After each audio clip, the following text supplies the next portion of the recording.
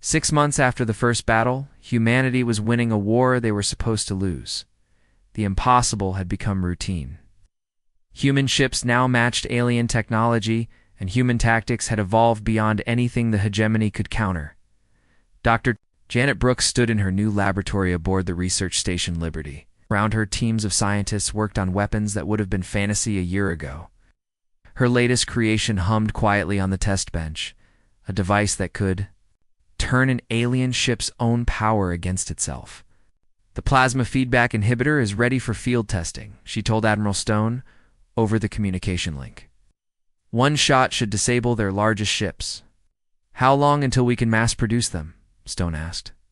2 weeks, maybe less, if the factory crews keep working miracles. Those factory crews had become legends. Men and women who once built civilian ships now created instruments of war at impossible speeds. The orbital shipyards around Earth worked without stopping, launching new vessels every day. Commander Troy Palmer watched the latest ships join his fleet near Vega. They were sleek and powerful, nothing like the converted cargo ships humanity had started with. Each one carried weapons designed by human creativity and built by human determination. "Admiral, this is Palmer. The new ships are beautiful. When do we move against their main fleet?" "Soon, Troy. Very soon." The aliens had tried to negotiate 3 times in the past month. Each time, President Santos had given them the same answer: leave human space and never return, or face the consequences of their invasion. The aliens were learning that humans did not forgive threats against their children. Commander Zelrak had been replaced by High Commander Vorthok, member of the ruling Keith Council. Vorthok was older and supposedly wiser, but he was making the same mistakes. He still thought logic could defeat human stubbornness. "Send another message to their leader," Vorthok ordered. "Offer them tributary status with favorable terms. They cannot want this war to continue." The message reached President Santos in her war room beneath Washington. She read it once, then deleted it without answering. Her advisors watched her face, remain calm and cold. "Ma'am, they're offering significant concessions," General Martinez said. "We could end this war today. At what cost, Carlos? Our freedom? Our right to travel the stars? Our children's future?" She shook her head. "We didn't start this war, but we will finish it." The final battle began at the Vega system, where the main alien fleet had gathered to make one last attempt at victory. High Commander Vorthok commanded over 2,000 ships, the largest force the hegemony had ever assembled. He was certain that overwhelming numbers would finally break. Human resistance. Captain Lucy Ward stood on the bridge of the battleship Indomitable, humanity's newest and most powerful ship. Around her, a fleet of 800 human vessels prepared for the fight that would decide everything. They were outnumbered, but they were no longer outgunned. "All ships, this is Ward. Today we show the galaxy what happens when you threaten Earth. Today we show them that humans bow to no one, the alien." Fleet moved in perfect formation, as they always did. Vorthok had learned nothing from 6 months of defeats. He still believed that superior numbers and technology would guarantee victory. "Fire when ready," he commanded. "End this primitive species once and for all." Space between the fleets lit up with weapons fire. Alien beams struck human shields and were absorbed or deflected. Human missiles found their targets and exploded with devastating effect. But this time, the aliens were learning something new about human warfare. Commander Troy Palmer led his squadron in a flanking maneuver that had never been tried before. His ships accelerated past the speed of safety using gravitational fields. To slingshot around the system's star, they appeared behind the alien formation, traveling at nearly light speed. "Surprise," Palmer said calmly as his ships opened fire. The rear guard of the alien fleet simply vanished. 200 ships destroyed. In seconds, by an attack that defied every law of sensible tactics, the aliens tried to turn their formation to meet this new threat, but human ships were already attacking from 3 other directions. Lieutenant Commander Holly Price commanded a group of small fighters that moved like dancers through the massive alien ships. Her pilots had trained for this moment, learning to fly in formations that looked random but were actually perfectly coordinated. "Remember, we're mosquitoes fighting elephants," she told her squadron. "But mosquitoes can kill elephants if they bite in the right places." Her fighters struck at the alien command ships, targeting their communication arrays and control centers, without coordination. The massive alien fleet began to fall apart. Dr. Janet Brooks watched her new weapons prove themselves in battle.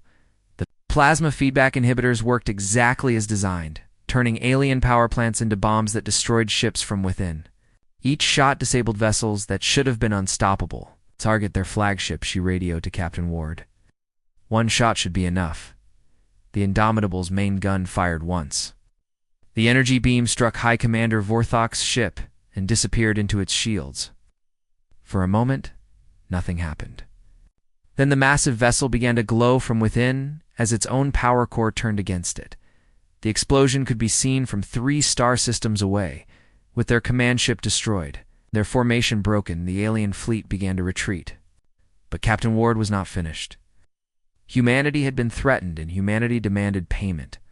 All ships pursue and destroy. No alien ship leaves this system. The battle became a rout. Human ships chased down aliens who had never learned to fight while retreating. The hegemony had always won quickly, or not at all. They had no experience with desperate running battles. When the firing stopped, less than 50 alien ships remained from a fleet of 2,000. They limped away into deep space, carrying news of a defeat that would shake the galaxy. Admiral Stone addressed the combined human fleet from the bridge of his flagship. His voice reached every ship, every colony, and every human listening across. "Space, the war is over. The hegemony fleet has been destroyed. Earth is safe." The celebration lasted for days. But President Santos knew the real victory was not military. Humanity had proven something to the galaxy and to themselves. They had shown that young species could stand against ancient powers. They had proven that freedom was worth any sacrifice. 6 months later, 3 different alien species approached Earth asking for peace treaties. They were impressed by human courage and wanted to learn from human technology. The galaxy was taking notice that a new power had emerged among the stars. Admiral Stone stood in his office, looking out at Earth through the window. The blue planet looked the same as always, but everything had changed. Humanity was no longer alone, no longer weak, no longer afraid. They expected silence, he said to himself, remembering the first alien message. But Earth answered with fire, and now the whole galaxy knows what that fire can do. Humanity had faced the ultimate test and passed. They had been underestimated, threatened, and attacked. But they had not broken, they had not bent. They had fought with everything they had and discovered they were stronger than anyone imagined. The stars belonged to humanity now, earned not through conquest but through the courage to defend what was right. Earth had spoken, and the galaxy had listened.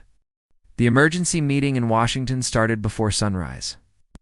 President Maria Santos had not slept since the alien message arrived 12 hours ago. Her dark hair was pulled back tight, and her eyes showed the weight of leading 3 billion humans, who had just learned they were not alone in the universe. The Situation Room buzzed with activity. Generals, admirals, scientists, and colony governors filled every chair around the long table. Admiral Richard Stone spread holographic star maps in the air above them. Red dots marked human colonies scattered across 47 star systems.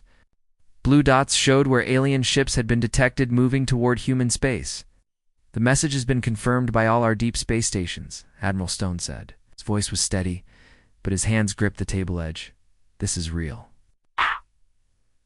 The threat is real, and we have 29 days left." General Carlos Martinez stood up. He was a big man with scars on his face from the Mars Colony War. "Ma'am, I need to know our options. Do we fight, or do we run?" President Santos looked around the room. She saw fear in some faces, anger in others. A few people looked ready to give up already, but most showed something else. The same look humans had worn when they crossed oceans in wooden boats and climbed mountains that touched the sky. "Neither," she said firmly. "We do not run from bullies, and we do not bow to tyrants. We fight, but we fight smart." Dr. Patricia Kim, the Federation's top alien expert, activated her datapad. Charts and graphs appeared in the air. I've been studying their transmission for patterns. These aliens are old, maybe thousands of years older than us. They've conquered 12 other species using the same method. What method? Asked Governor Janet Miller from the Mars colony. Fear first, then overwhelming force. They show their power, give a short deadline, and expect surrender. It's worked for them before because they pick on species that think like they do. Admiral Stone leaned forward. What do you mean, think like they do? Dr. Kim smiled for the first time since the crisis began. They're logical. They calculate odds and make decisions based on math. When they saw our technology was weaker, they assumed we would do the logical thing and surrender. But humans don't always do the logical thing, President Santos said. Exactly.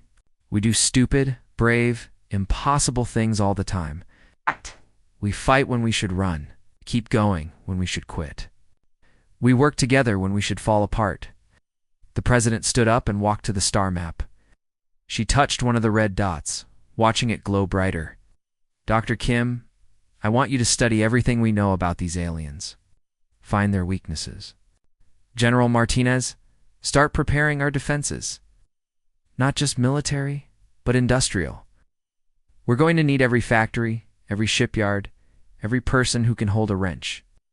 Ma'am, Admiral Stone said carefully, our entire fleet is 300 ships. The aliens showed us thousands. Then we build more ships. We build them faster than anyone thought possible. Across human space, the response was already beginning. On Luna Base, engineer Kevin Lee was converting civilian transport ships into carriers for small fighters. His team worked without stopping, welding armor plates and installing weapon systems on ships that had been built to carry cargo. This freighter carried grain yesterday, Kevin told his assistant, Tony Clark. Tomorrow it'll carry death to any alien that threatens Earth. In the asteroid belt, Nicole White was testing new weapons in the zero-gravity factories. She had been designing mining explosives, but now she was turning them into ship killers. Her latest creation could punch through 3 meters of alien hull plating. The trick is not to fight fair, she explained to her team. Fair fights are? For sports, this is survival. On New Tokyo Colony, workers were building defensive platforms around their planet. The platforms looked like metal flowers with weapons instead of petals. Commander Alex Turner supervised the construction from his ship, the Defiance. How many platforms do we need? Asked his second officer, Ben Hayes. All of them. Build until we run out of metal, then go find more metal. The aliens continued their psychological warfare. Every day brought new messages showing their power. They destroyed empty asteroid fields to demonstrate their weapons. They sent probe ships to human systems, scanning everything but not attacking. Yet, the probes confused the alien commanders. Instead of evacuation ships fleeing human space, they saw construction vessels arriving. Instead of surrender broadcasts, they intercepted military communications about battle plans and weapon production. On the alien flagship, Commander Zelrak studied the human responses with growing puzzlement. His species, the Keth, had conquered. For star systems, through careful planning and logical warfare, the humans made no sense to him. They know we are stronger, he told his staff. They know they cannot win, yet they prepare for war. Perhaps they do not understand the situation, suggested his tactical officer. No, they understand. But they do not care. This is troubling. Back on Earth, President Santos prepared for her most important speech. The words had been written and rewritten dozens of times. Every human colony would hear it. Every person in space would know where their species stood. The cameras started rolling. Santos looked directly into the lens, speaking to 3 billion humans and whatever aliens might be listening. My fellow humans, we face the greatest challenge in our history. An alien force demands our surrender. They want us to give up our freedom, our colonies, our future among the stars. She paused, letting the words sink in. They have shown us their power. They have told us their ships. They have given us examples of species that chose to submit rather than fight. They expect us to make the same choice.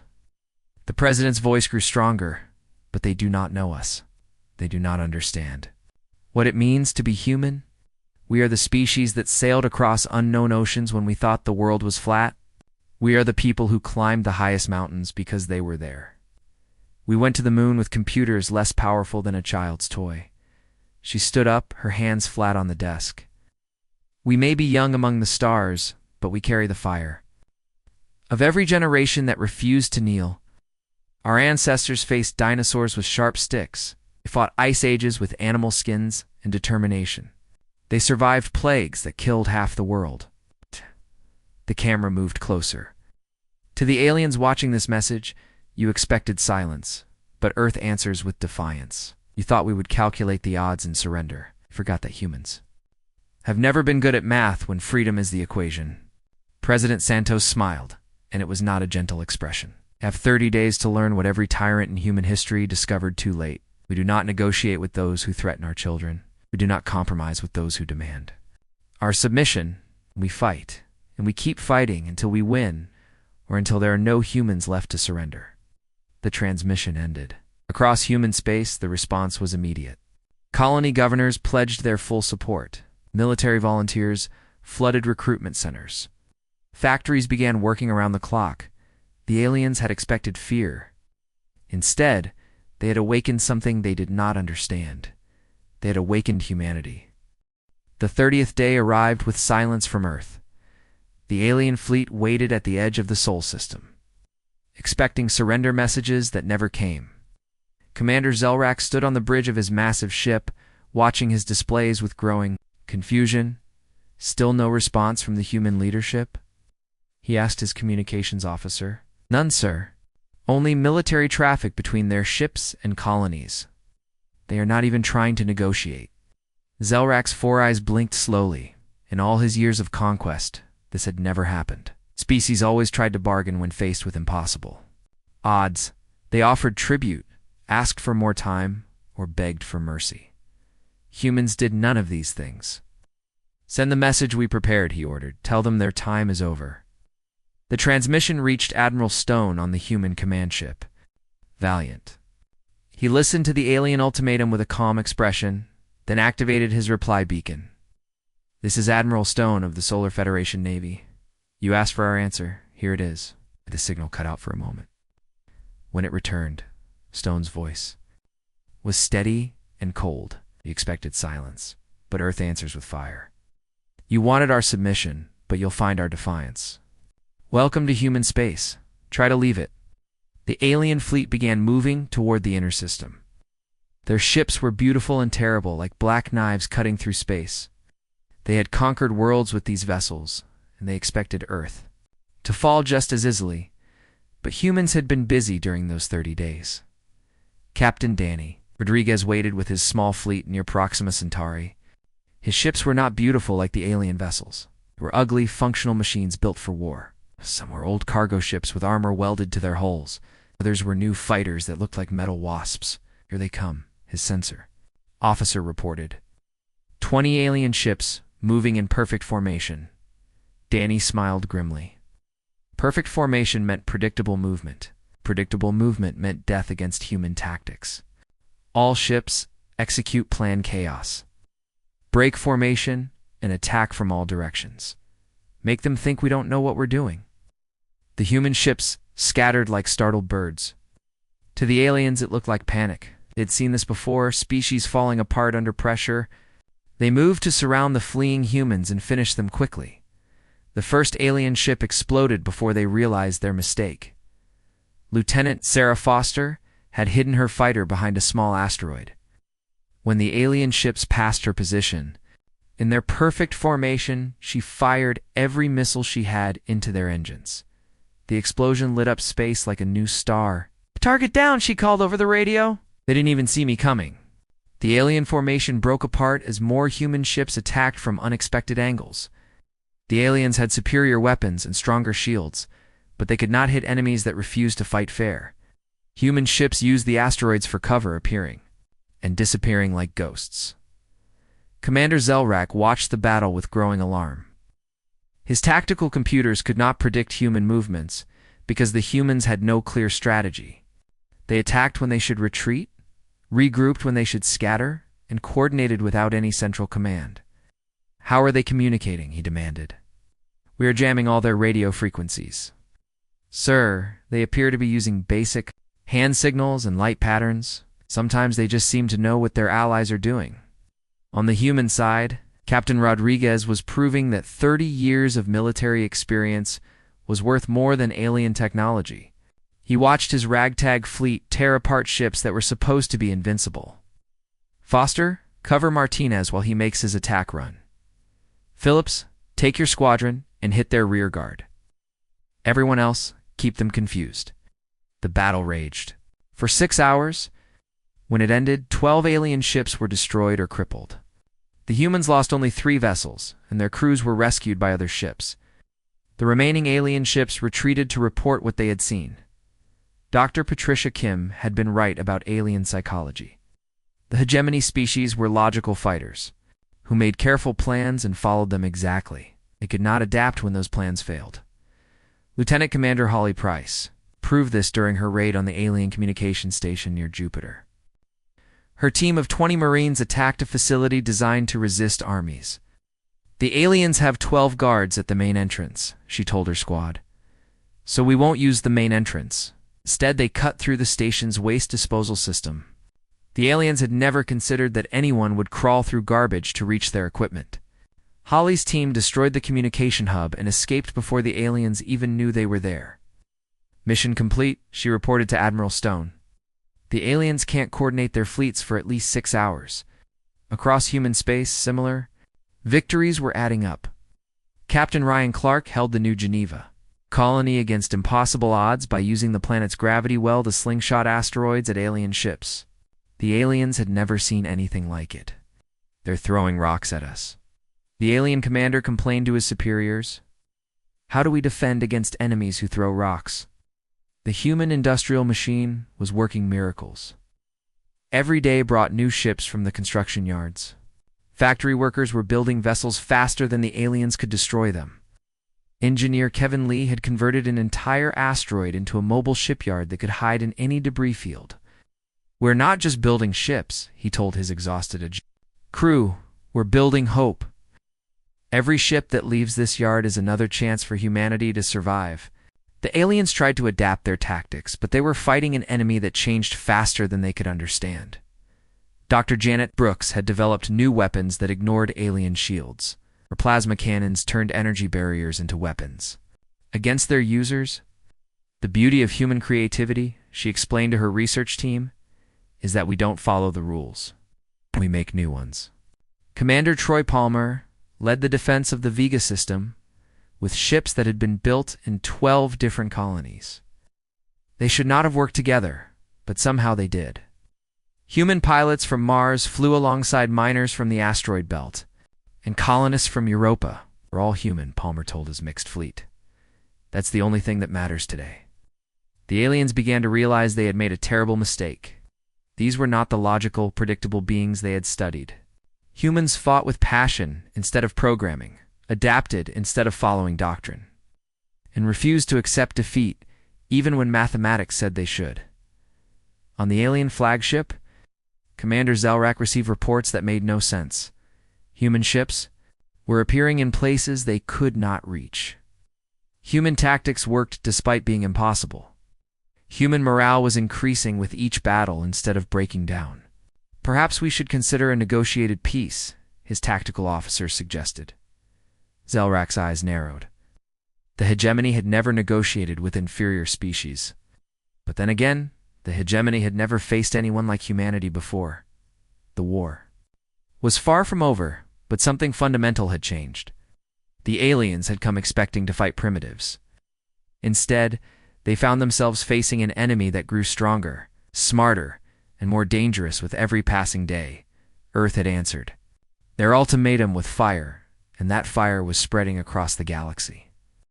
The alarm bells rang through Sentinel-7's space station like angry metal birds. Lisa Chang dropped her coffee cup and watched it float away in the low gravity. She had been monitoring deep space signals for 3 years, but nothing had ever made the computers scream like this. Her fingers moved fast across the control panel. The main screen lit up with waves of data flowing like a digital waterfall. The signal was coming from beyond the outer rim, farther than any human ship had ever traveled. Lisa felt her heart beating faster as she realized what she was seeing. This was not human. The transmission was powerful, much stronger than anything Earth could send.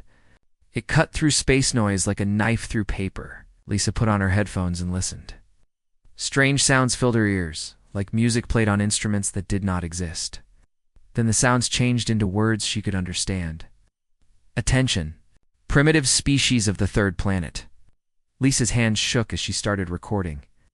The voice was cold and perfect, like a machine trying to sound alive. It spoke English with no accent, as if it had studied human speech for years. You call yourselves humans. We are the Hegemony Collective. We have watched you crawl from your small world like insects discovering fire. Your time of ignorance ends. Today, Captain Jake Morrison rushed into the communications room. His gray hair was messy, and his uniform was half-buttoned. He had been sleeping when the alarm started. What do we have, Chang? Lisa turned to face him. Her brown eyes were wide with fear and excitement. Sir, it's them, the aliens. They're talking to us. Jake moved closer to the screen. Had spent 20 years in space, but his hands still trembled as he watched the alien words appear. Keep recording everything. I want every word, every sound, every piece of data. The alien voice continued. Your species has spread beyond your birth world without permission. You build ships and stations in space that belongs to others. This cannot continue. Jake felt cold, despite the warm air in the station. He had always known this day might come. Humans had found empty star systems and thought they were free to take them. Now someone was saying they were wrong. We offer you one chance to avoid destruction. Stop all space travel immediately. Bring your ships back to your home world. Destroy your weapons and your war machines. Submit to our rule, and you will be allowed to live as servants. Lisa looked at Jake with shock. They want us to give up everything we've built. You have 30 of your solar days to comply, the voice said.